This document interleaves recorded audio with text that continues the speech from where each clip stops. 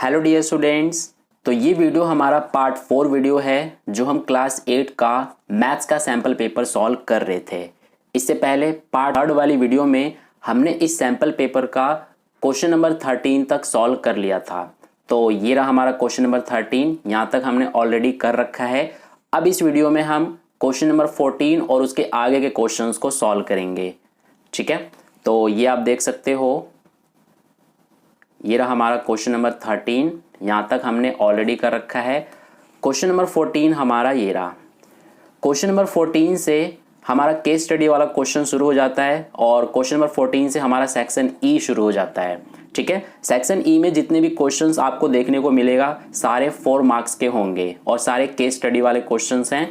तो सबसे पहले इसको एक बार हम हिंदी मीडियम में रीड कर लेते हैं।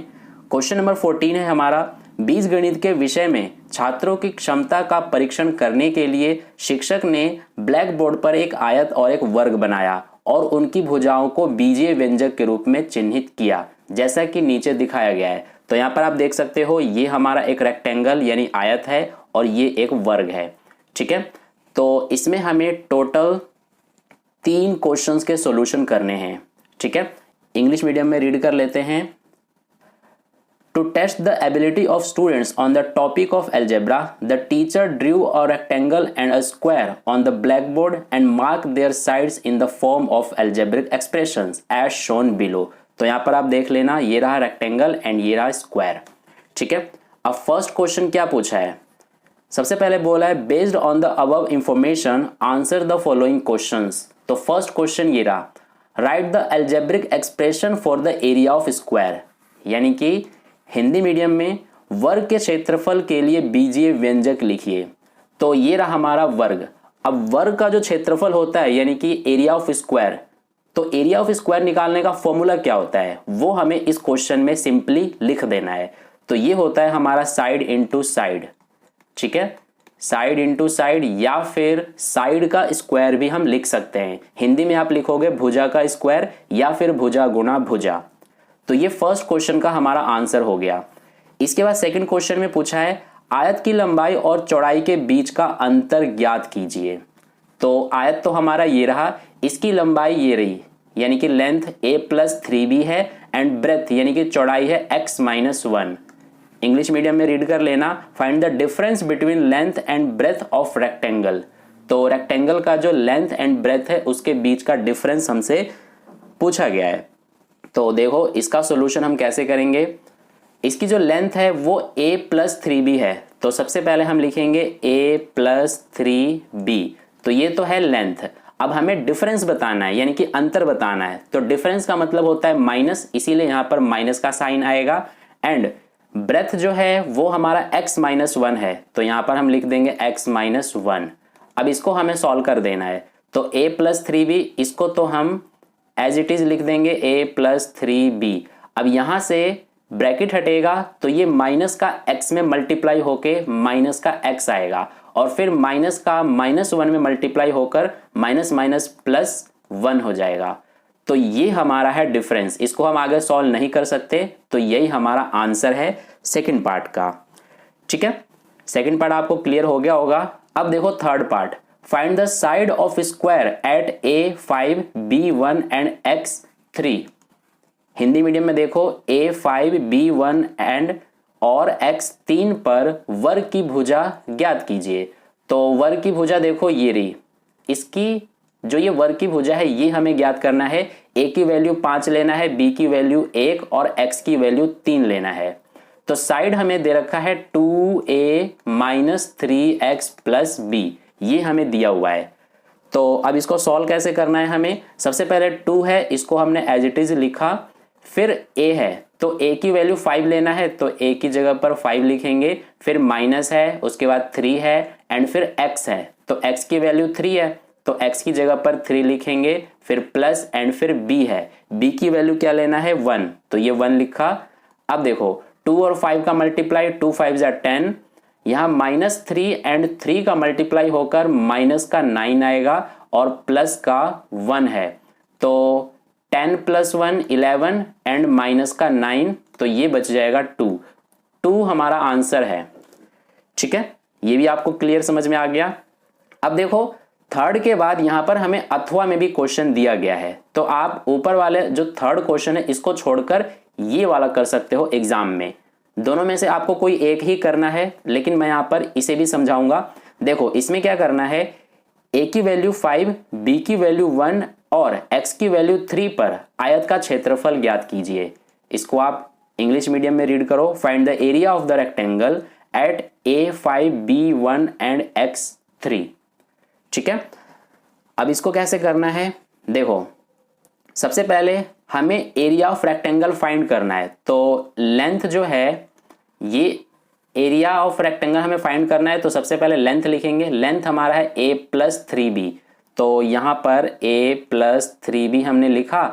अब देखो a की वैल्यू 5 लेना है, तो इस a की जगह पर 5 लिखा, फिर प्लस, फिर 3 है और फिर b है। b की वैल्यू क्या है 1, तो 1 हमने लिख दिया, तो ये हो जाएगा, ये 3 1 जा 3 हो गया, प्लस 5 यानी कि 8 आ गया लेंथ।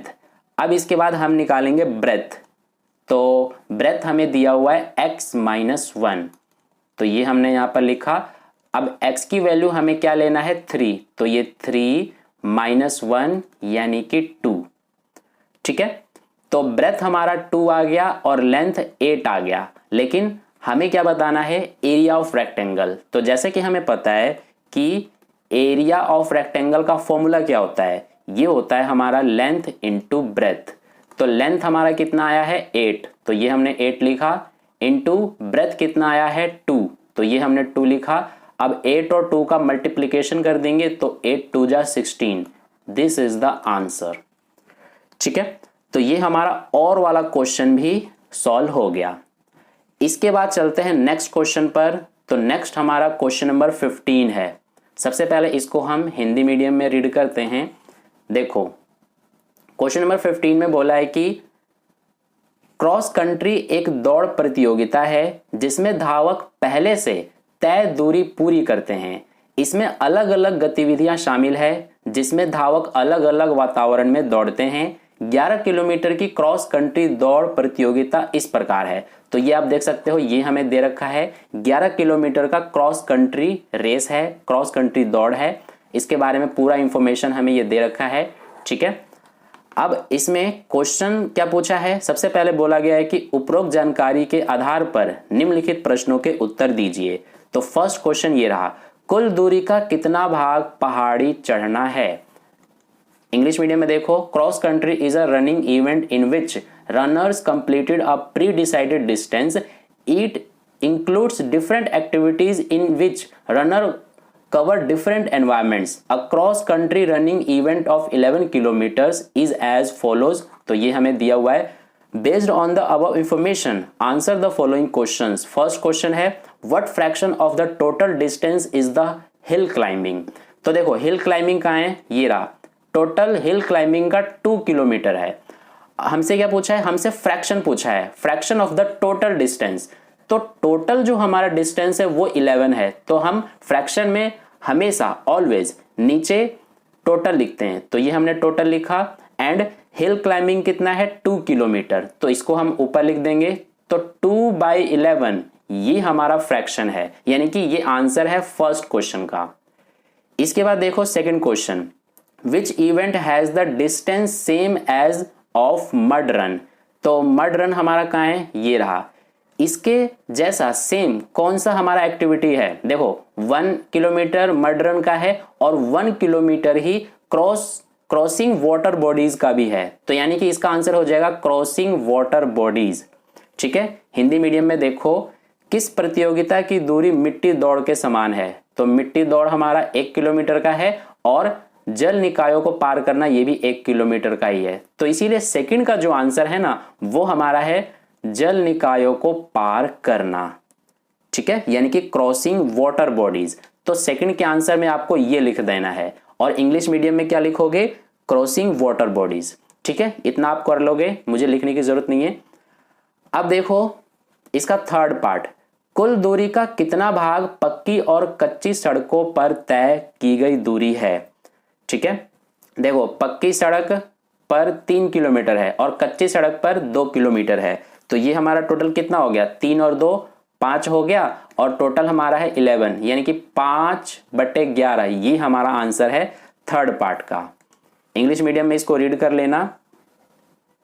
ये रहा हमारा, what fraction of the total distance is the distance covered on paved and unpaved roads. तो ये हमारा रहा paved road and unpaved road. ये रहा 3 + 2 यानी कि 5 एंड नीचे टोटल यानी कि 11। 5/11 इसका आंसर हो जाएगा।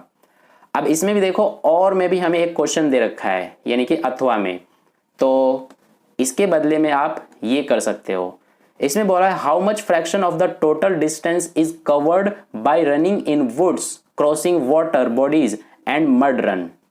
तो यहां पर रनिंग इन वुड्स हमारा 2 किलोमीटर है, ठीक है, एंड क्रॉसिंग वाटर बॉडीज हमारा 1 किलोमीटर है एंड मड रन हमारा 1 किलोमीटर है।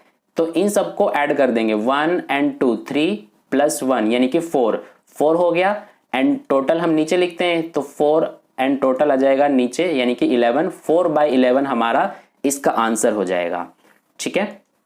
देखो हिंदी मीडियम में हमारा ये रहा, जंगल में दौड़ना, जल निकायों को पार करना और मिट्टी दौड़ कुल दूरी का कितना भाग तय करता है। तो इन तीनों का ये जो तीनों एक्टिविटी है इनका जितना जितना किलोमीटर है उसको जोड़ करके और नीचे हम टोटल किलोमीटर लिख देंगे, यानी कि टोटल किलोमीटर 11 है यानी कि 11 है और इन तीनों को जोड़ करके हमारा कितना आया, 4 आया। तो 4/11 इसका आंसर हो जाएगा, ठीक है। तो ये हो गया हमारा 15th क्वेश्चन। अब इसके बाद करेंगे लास्ट जो कि है 16th क्वेश्चन। तो ये रहा हमारा क्वेश्चन नंबर 16। इसमें क्या बोला है, जल बोर्ड 200 घरों वाली एक कॉलोनी में 1,08,000 लीटर पानी की आपूर्ति करता है। यहां पर देखो कॉमा ना गलत लगा हुआ है यहां पर, ठीक है। सोमवार को कॉलोनी के 120 घरों में पानी की आपूर्ति की गई, जबकि शनिवार को केवल 1 लाख लीटर पानी ही आपूर्ति के लिए उपलब्ध था। उपरोक्त जानकारी के आधार पर निम्नलिखित प्रश्नों के उत्तर दीजिए। फर्स्ट क्वेश्चन ये रहा, एक बार इंग्लिश मीडियम में इसको रीड कर लेते हैं। देखो क्या बोला गया है कि water board supplies 1,08,000 litre of water in a colony having 200 houses. On Monday the water was supplied to 120 houses of the colony, while on Saturday only 1 lakh liters of water was available to supply. First question ये रहा, what kind of proportion is between amount of water each house get and number of houses? ठीक है, तो कैसे बताएंगे हम? सबसे पहले हमें इसमें बताना क्या है कि प्रत्येक घर को मिलने वाले पानी की मात्रा और घरों की संख्या के बीच किस प्रकार का अनुपात है। तो प्रत्येक घर यानी कि हर एक हाउस को कितना पानी मिलेगा, सबसे पहले हमें ये निकालना पड़ेगा। टोटल जो पानी है, टोटल जो वाटर है वो 1,08,000 लीटर है। तो अगर हम 1,08,000 को डिवाइड कर देंगे टोटल हाउसेज से, टोटल हाउसेज कितने हैं, कुल घर 200, तो 200 से डिवाइड कर देंगे। ये 2 0 से 2 0 कैंसिल हो गया, ये 2 1 जा 2, 2 5 जा 10 एंड 2 4 जा 8 एंड 0, यानी कि 540 आ रहा है, 540। तो हर एक घर को जो पानी मिलेगा वो 540 लीटर मिलेगा। हमसे क्या बोला था कि प्रत्येक घर को मिलने वाले पानी की मात्रा और घरों की संख्या के बीच किस प्रकार का अनुपात है। तो प्रत्येक घर को 540 लीटर पानी मिल रहा है एंड उसके बाद घरों की संख्या के बीच किस प्रकार का अनुपात है। तो टोटल कितने घर हैं, टोटल घर है 200, तो इसके अनुपात में हम क्या लिखेंगे, 200। सबसे पहले ये 1 0 से 1 0 कैंसिल हो जाएगा, ये 2 के टेबल से 27 बार में, ये 2 के टेबल से 10 बार में, तो 27:10 ये हमारा है आंसर, ठीक है। इसके बाद सेकंड क्वेश्चन, प्रत्येक घर को कितने लीटर पानी मिला। तो ये हमने यहीं पर निकाल लिया पहले ही, प्रत्येक घर को 540 लीटर पानी मिला। इसके बाद थर्ड क्वेश्चन में हमसे बोला है सोमवार को कितने लीटर पानी की आपूर्ति की गई। तो देखो सोमवार को हमें बोला गया है कि सोमवार को कॉलोनी के 120 घरों में पानी की आपूर्ति की गई। हमें पता है कि हर एक घर को 540 लीटर पानी मिल रहा है। ठीक है, तो अगर हम 540 का मल्टीप्लाई यानी कि गुणा कर देंगे किससे, सोमवार को सिर्फ 120 घरों को ही पानी मिला तो 120 से मल्टीप्लाई करेंगे तो क्या आ जाएगा, देखो 12 चौक 48 का 8 हासिल 4, 12 पंजे 60 और 4 64 और 2 जीरो हैं तो ये हमने लगा दिया, यानी कि 64,800 लीटर पानी सोमवार को मिला। ठीक है, एक बार इसको आप इंग्लिश मीडियम में रीड कर लो। ये रहा हमारा question, how much water is supplied on Monday, तो इसका आंसर क्या है 64,800 लीटर। अब देखो इसमें और में भी दिया गया है, how many houses did get water on Saturday, यानी कि शनिवार को कितने घरों को पानी मिला। तो शनिवार को कितने घरों को पानी मिला ये हम कैसे बताएंगे, देखो शनिवार के बारे में बोला गया है कि केवल 1 लाख लीटर पानी ही आपूर्ति के लिए उपलब्ध था, यानी कि शनिवार को 1 लाख लीटर पानी उपलब्ध था। तो 1 लाख को डिवाइड कर देंगे हम किससे, टोटल हर एक घर को कितना पानी मिल रहा है, तो हर एक घर को 540 लीटर पानी मिल रहा है तो 540 से डिवाइड कर देंगे। तो सबसे पहले 1 जीरो से 1 जीरो कैंसिल, ये 2 के पहाड़े से 27 बार में कैंसिल, ये 2 के पहाड़े से 2 पंजे 10 और ये हमारा 3 जीरो यानी कि 5000।